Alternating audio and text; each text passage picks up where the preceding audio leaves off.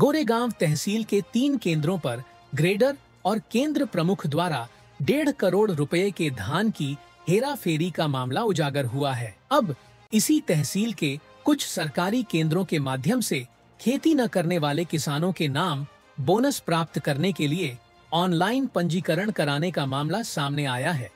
इससे कुछ और लोगों पर कार्रवाई होने की संभावना है।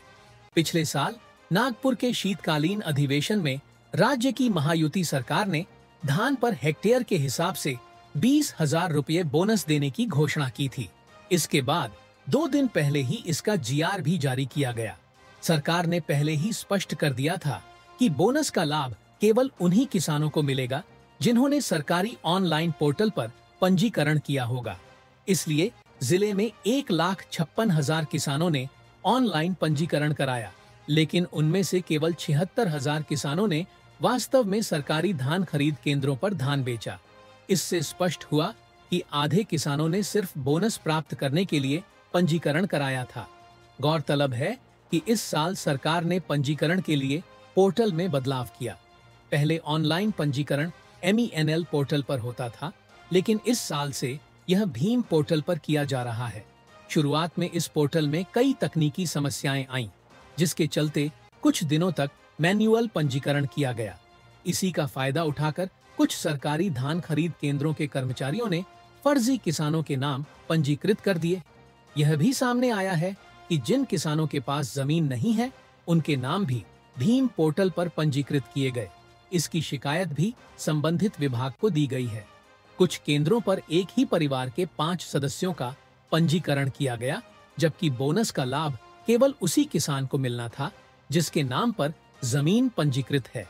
गोरेगांव तहसील के कुछ केंद्रों पर यह मामला सामने आने के बाद जिला मार्केटिंग फेडरेशन में इसकी शिकायत की गई। विभाग ने इस मामले को गंभीरता से लेते हुए पोर्टल पर किए गए पंजीकरण की जांच शुरू कर दी है। फर्जी पंजीकरण किए गए नामों को हटा दिया जाएगा और इसमें शामिल कर्मचारियों पर कार्रवाई की जाएगी।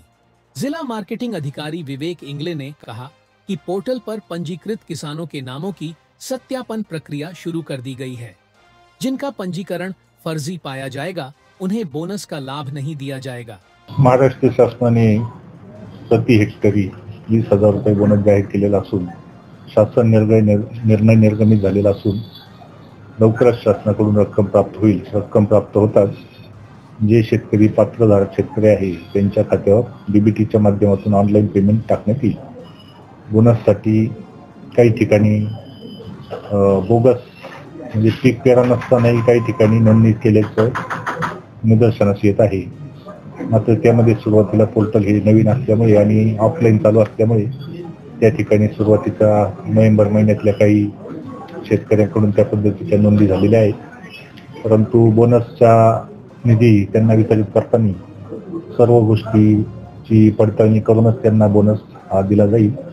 ऑनलाईन ई पीक पेरा ज्या शेतकऱ्यांच्या झालेला आहे त्याच संबंधित सर्व शेतकऱ्यांना शासकीय योजनेचा बोनसचा लाभ दिला जाईल।